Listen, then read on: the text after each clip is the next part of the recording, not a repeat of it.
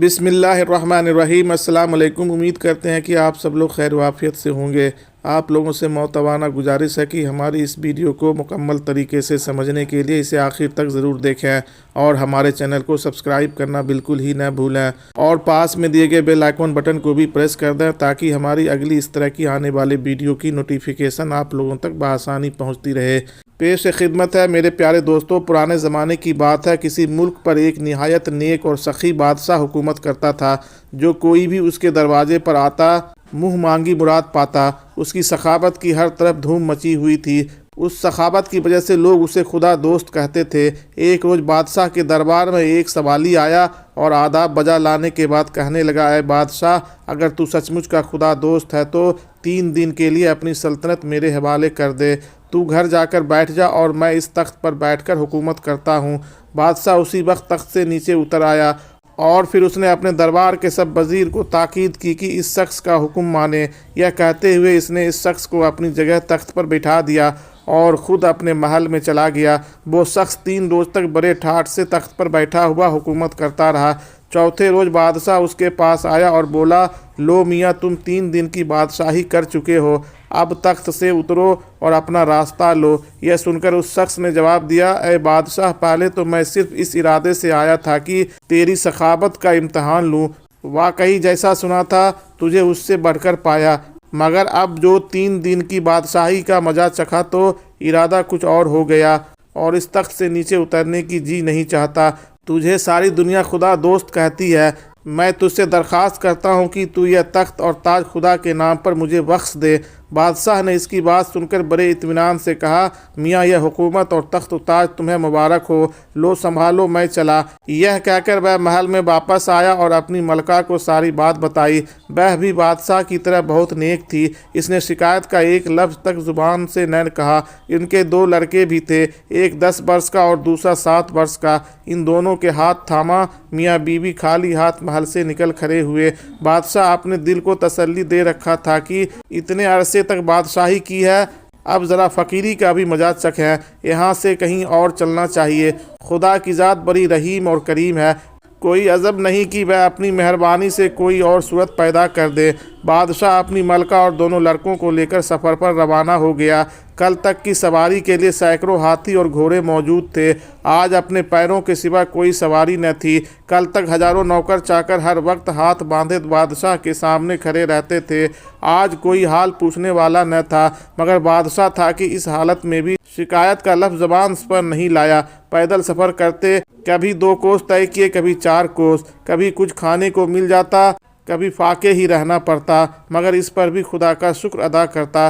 چند روز تک اسی طرح سفر کرنے کے بعد وہ ایک شہر میں پہنچا اور ایک سرائے میں جا کر ٹھہر گئے۔ ایک سوداگر کا تجارتی قافلہ شہر سے باہر اترا تھا۔ سوداگر گھوڑے پر سوار شہر کی سیر کرتا ہوا اتفاق سے اسی سرائے میں آ نکلا۔ اس کی نظر ملکہ پر پڑی تو اسے دیکھتے ہی سمجھ گیا کہ یہ عورت کوئی اونچے خاندان کی ہے۔ اس نے سوچا، اگر اس عورت سے میری شادی ہو جائے تو میری عزت بڑھے گی۔ اس نے بادشاہ کے پاس آ کر سلام کیا۔ بادشاہ نے سلام کا جواب دیا تو سوداگر نے روتی ہوئی صورت بنا کر کہنے لگا، اے عزیز، میں تاجر ہوں، قافلہ شہر کے باہر ٹھہرا ہے، میری بیوی بیمار ہے، کوئی ایسا نہیں جو اس کی دیکھ بھال کر سکے۔ تو خدا کا نیک بندہ معلوم ہوتا ہے، اس نیک بیوی کو 1 دن کے لیے میرے ساتھ کر دے، شاید اس کے ذریعے میری بیوی کی درد اور تکلیف سے نجات مل سکے، ورنہ ایک جان کا مفت میں خون ہو جائے گا۔ بادشاہ اور ملکہ تاجر کی بات سن کر گھبرائے۔ آخر نیک دل بادشاہ نے ملکہ سے کہا، اس محتاج کی حالت میں بھی ہم کسی کے کام آ سکے تو یہ ہماری خوش قسمتی ہوگی۔ جاؤ، دیر نہ کرو، خدا جانے اس بیچارے کی بیوی کا کیا حال ہو رہا ہوگا۔ ملکہ نے زبان سے انکار کا ایک لفظ تک نہ کہا اور اسی وقت سوداگر کے ساتھ چل پڑی۔ سرائے سے باہر نکل کر سوداگر بولا، دیکھو بیوی، قافلہ بہت دور ہے، مجھے آئے ہوئے خاصی دیر ہو گئی ہے، تم یوں کرو کہ میرے ساتھ ہی گھوڑے پر بیٹھ جاؤ، اس طرح ہم جلدی پہنچ جائیں گے۔ ملکہ بیچاری سوداگر کے فریب کو نہ سمجھ سکی، اس کے ساتھ ہی گھوڑے پر سوار ہو گئی۔ سوداگر قافلے کے پاس پہنچا اور کچھ کرنے کا حکم دیا، خود ایک طرف گھوڑا بھگا کر لے گیا۔ ملکہ نے جب یہ حال دیکھا تو اسے سوداگر کے فریب کا پتہ چلا۔ उस नेक वक्त ने बड़ा शोर मचाया, बहुत तड़पी, रोई पीटी और चिल्लाई, मगर सौदागर कम वक्त ने जरा रहम न खाया। उसे घोड़े पर बिठाए कहीं से कहीं जा पहुंचा। उधर बादशाह सराय में इंतजार करता रहा। खासी देर के बाद इसने सोचा कि खुद चलकर देखना चाहिए कि माजरा क्या है, मलका अभी तक वापस क्यों नहीं आई। वह दोनों लड़कों का हाथ थामे सराय से निकला और शहर के बाहर आया। इधर उधर बहुत ढूंढा, मगर काफिले का कहीं नामो निशान न मिला। दूर खाक उड़ती नजर आई और घंटियों की आवाज़ें कान पर पड़ी। न पाँव में दौड़ने की ताकत थी और न दिल में मलका को छोड़ने का हौसला था। आखिर वो लड़कों को लेकर उसी तरफ चल दिया जिस तरफ काफिला गया था। थोड़ी देर चलने के बाद बादशाह रास्ता भूलकर एक और ही तरफ जा निकला। सामने दरिया था। इधर उधर देखा कि शायद दरिया पार करने के लिए कोई कश्ती मिल जाए, मगर वहाँ न कश्ती थी और न कोई मल्लाह। उसने थोड़ी देर कुछ सोचा, फिर बड़े लड़के को दरिया के किनारे पर बिठाया और छोटे को कंधे पर बिठाकर दरिया में दाखिल हो गया। बादशाह का इरादा था कि पहले छोटे लड़के को दरिया के पार उतार आए और फिर वापस आकर बड़े लड़के को ले जाए, लेकिन बंदा सोचता कुछ है और होता कुछ और ही है। वह छोटे लड़के को कंधे पर उठाए बड़ी मुश्किल से अभी दरिया के दरमियान में पहुंचा था कि बड़े लड़के को एक भेड़िया उठाकर ले गया। उसने चीख मारी। बादशाह उसकी चीख सुनकर घबराया और किनारे की तरफ देखा तो घबराहट की वजह से कंधे पर बैठा लड़का भी पानी में गिर पड़ा। उससे वह और परेशान हो गया और खुद भी गोते खाने लगा, मगर बादशाह की जिंदगी बाकी थी। जैसे तैसे करके किनारे पर पहुंचा और दिल में यह समझा कि बड़े लड़के को भेड़िया ले गया और छोटे दरिया में डूब गया। पहले तो हुकूमत हाथ से गई थी, फिर मलका छिन गई और अब दोनों लड़के भी उससे बिछड़ गए। बादशाह के दिल में सख्त सदमा था। इसी हाल में सफ़र करता गिरता पड़ता तीसरे पहर के वक्त एक शहर के करीब जा पहुंचा। देखा तो शहर के दरवाजे पर लोगों का एक हुजूम था। वह हैरान हुआ और हकीकत मालूम करने की गर्ज से इस तरफ आया। उस शहर का दस्तूर था कि जब उस मुल्क का बादशाह फौत हो जाता तो सारे दरबारी, अमीर, वजीर और शहर के लोग शहर के दरवाजे पर जमा हो जाते। फिर एक बाज उड़ाया जाता। यह बाज जिसके सर पर भी बैठ जाता उसे तख्त पर बिठा दिया जाता। यह दिन करीब था, लोगों का हुजूम इसीलिए जमा था। बाज छोड़ा जा चुका था, मगर अभी तक किसी के सर पर नहीं बैठा। किस्मत शायद इस बादशाह का इंतजार कर रही थी। जैसे ही बादशाह फटे हालों वहां पहुंचा, बाज आकर उसके सर पर बैठ गया। बाज का उसके सर पर बैठना था कि फौरन सारे दरबारी, अमीर, वजीर हाथ बांधकर उसके सामने खड़े हो गए। उन्होंने ताज और शाही लिबास उसे पेश किया और दरख्वास्त की कि महल में चलकर तख्त पर तशरीफ़ रखें। बादशाह बोला, भाई मैं तो खुद सल्तनत छोड़कर आया हूँ, तख्त और हुकूमत से हाथ उठाकर फ़कीरी इख्तियार की है, अब मुझे किसी सल्तनत की ख्वाहिश नहीं। बादशाह की इस बात पर अक्लमंद लोग फ़ौरन तार गए कि हमें इससे अच्छा बादशाह नहीं मिल सकता। वह ज़िद करने लगे कि हम तो आप ही को अपना बादशाह बनाएंगे। गर्ज बादशाह ने लाखों इनकार किया, मगर लोगों ने उसे अपना बादशाह बनाकर ही दम लिया। शाही लिबास पहनाया गया, सर पर ताज सजाया गया, महल में ले जाकर शाही तख्त पर बिठाया, नजराने पेश किए और फिर शान से उसके बादशाह होने का जश्न मनाया। बादशाह ने भी इस सल्तनत को खुदा का इनाम समझा और पहले से कहीं ज़्यादा नेकी और इंसाफ के साथ हुकूमत करने लगा, मगर दिल में हर वक्त रंजीदा रहता था और शर्मिंदगी की वजह से अपना हाल किसी से न कहता। जब भी अपनी मलका और लड़कों की याद आती, होठों से आह निकल आती और आंखें आंसुओं से तर हो जाती। अब उन दोनों लड़कों का हाल सुनिए। जिस लड़के को भेड़िया उठाकर ले गया था, उसके साथ यह माजरा हुआ कि उधर से कोई तीर अंदाज चला आ रहा था। तीर अंदाज ने देखा कि एक भेड़िया लड़के को उठाए जा रहा है तो उसने फौरन कमान में तीर चढ़ाया और ऐसा निशाना बांधकर चलाया कि भेड़िया वहीं पर ढेर हो गया और लड़के की जान बच गई। दूसरा लड़का जो दरिया में गिर गया था, उसे एक मछुआरे ने डूबने से बचा लिया। यह दोनों शख्स बे औलाद थे और उसी शहर के रहने वाले थे जहाँ इन लड़कों का बाप बादशाह बन गया था। वो लड़कों को अपने अपने घर लाकर उनकी परवरिश करने लगे। बादशाह का दिल जब भी अपने बेटों की जुदाई में बहुत ज्यादा बेचैन रहने लगा तो एक रोज उसने अपने वजीर को हुक्म दिया कि 2 लड़के शरीफ और होनहार ऐसे ढूंढ कर लाओ जो हमारे पास बैठने के काबिल हो। वजीर ने शहर के तमाम लड़के तलब करके उनकी लियाकत और काबिलियत का इम्तहान लिया। उनमें बादशाह के दोनों लड़के भी थे। वजीर को वही पसंद आए और उसने अपने बादशाह की खिदमत में लाकर पेश किया। एक मुद्दत की जुदाई और तकलीफ़ें सहने की वजह से लड़कों के हुलिये बदल गए थे। ना तो बादशाह ने पहचाना कि ये दोनों मेरे ही लड़के हैं और न ही लड़कों को यह ख्याल आया कि तख्त पर जो बादशाह बादशाह बैठा है यही हमारा बाप है, बल्कि उन्हें यह भी न मालूम हुआ कि हम दोनों सगे भाई हैं। यह भी कुदरत का खेल था कि वह इकट्ठे होकर भी जुदा ही रहे। बादशाह ने जब इन लड़कों के साथ बातें की तो बहुत खुश हुआ। बादशाह ने वजीर की अक्लमंदी को खूब सराहा और दोनों लड़कों से बड़ी मोहब्बत से बर्ताव किया। हर वक्त उन्हें अपने करीब रखता, उनके साथ मीठी मीठी बातें करता। उससे बादशाह के दिल को अजीब तरह का चैन मिलता। अब खुदा की कुदरत का तमाशा देखिए कि वह मक्कार और दगाबाज सौदागर भी मलका को साथ लिए उसी शहर में आ गया। इसने लाख कोशिश की कि मलका उससे शादी कर ले, मगर वह नेक औरत किसी तरह राजी न हुई, न मुंह से बोली न सर से खेली और दीवानों जैसा हाल बना लिया। सौदागर उसे एक अलग खेमे में रखता था और उसकी कड़ी निगरानी किया करता था। उस सौदागर का यहाँ के पहले बादशाह के दरबार में आना जाना था। सब दरबारियों और अमीरों वजीरों तक उसकी पहचान थी। महल में सब लोग उससे वाकिफ थे। जब उसने बादशाह के मरने की खबर सुनी तो दिल में अफसोस करने लगा, लेकिन लोगों ने उसे बताया कि नया बादशाह पहले से भी ज़्यादा अच्छा और नेक है। यह सुनकर सौदागर ने वजीर के हाथ बादशाह की खिदमत में तोहफे भेजे और फिर खुद भी खिदमत में हाजिर हो गया।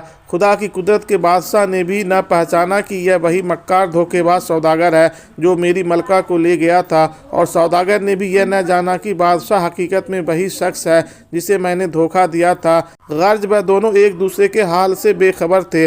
बादशाह ने सौदागर की बड़ी इज्जत की, उसे अपने दरबार में जगह दी। सौदागर ने मुल्क मुल्क की सैर की थी। बादशाह उससे उन मुल्कों के हालात पूछता और सौदागर उसे अपने सफ़र की कहानियाँ सुनाता। एक रोज़ बादशाह सौदागर की खिदमत में हाजिर था।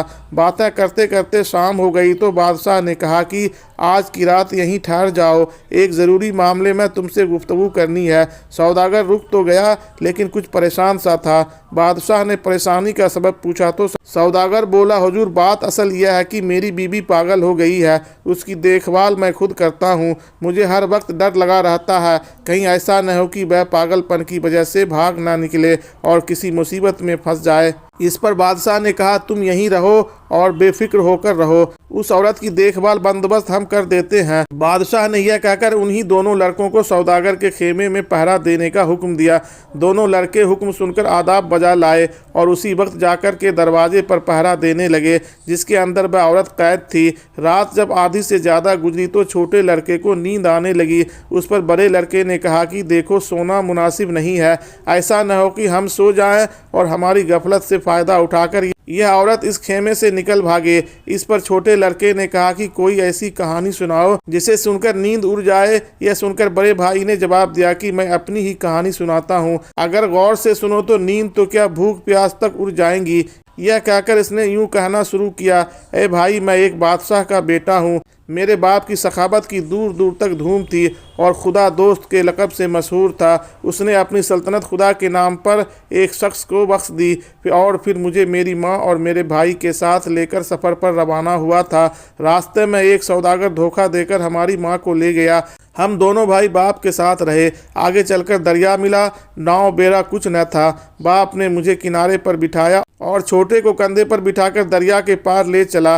अभी वह दरिया के दरमियान में ही था कि मुझे भेड़िए ने आ दबोचा और मेरे चीखने चिल्लाने से बादशाह घबरा गया और छोटा भाई उसके कंधे से दरिया में गिर पड़ा। उसके बाद क्या हुआ मुझे कुछ मालूम नहीं। मुझे एक तीर अंदाज ने भेड़िए से छुड़ाया। अब किस्मत इस बादशाह के पास ले आई। यह सुनकर दूसरा लड़का उससे फौरन लिपट गया और कहने लगा, भाईजान, दरिया में गिरने वाला बच्चा मैं ही था। मुझे एक मछुआरे ने डूबने से बचा लिया था।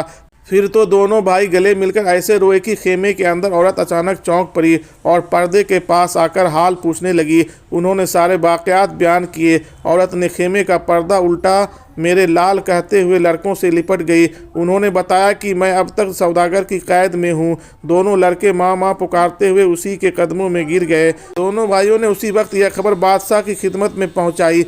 बादशाह को अभी यह मालूम न था कि सौदागर की कैद में जो औरत है वह उसकी अपनी बीवी थी, लेकिन जब यह मालूम हुआ कि वह औरत इन दोनों लड़कों की माँ है तो چاہا کہ سارے معاملے کی چھان بین کر کے دودھ کا دودھ اور پانی کا پانی کر دیں۔ بادشاہ نے اسی وقت عورت کے لیے سواری بھیجی اور اپنے حضور طلب کیا۔ جب وہ عورت بادشاہ کے سامنے آئی تو بادشاہ کو ماجرا دریافت کرنے کی ضرورت ہی نہ پڑی۔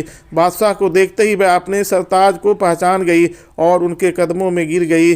اس کے ساتھ ہی دونوں بھائی بھی آگے بڑھے اور ابا جان کہتے ہوئے بادشاہ کے قدموں میں گر گئے۔ سوداگر نے جب یہ ماجرا دیکھا تو یہاں سے بھاگ جانا چاہا، لیکن بادشاہ کے سپاہیوں نے اسے موقع ہی نہ دیا اور گرفتار کر کے قید خانے میں ڈال دیا۔ اگلے دن بادشاہ نے اس کا سارا مال اور اسباب ضبط کر کے اسے پھانسی کے تخت پر لٹکا دیا۔ اب ذرا اس شخص کا حال سنیے جس نے بادشاہ سے بادشاہی لی تھی۔ اسی شخص نے بادشاہ بن کر تباہی مچا دی۔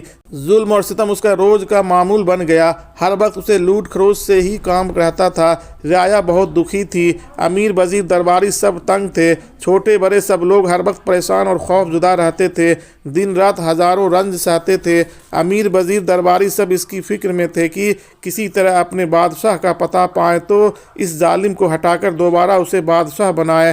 جب وہاں یہ خبر پہنچی کہ ان کا بادشاہ اب ایک نئی سلطنت کا بادشاہ بن گیا ہے تو وزیر نے اس ظالم بادشاہ کو زہر دے کر ہلاک کر دیا اور اس طرح اس کے ظلم کا قصہ پاک کیا۔ پھر وہ وزیر رعایا اور درباریوں کی طرف سے اپنے بادشاہ کی خدمت میں حاضر ہوا۔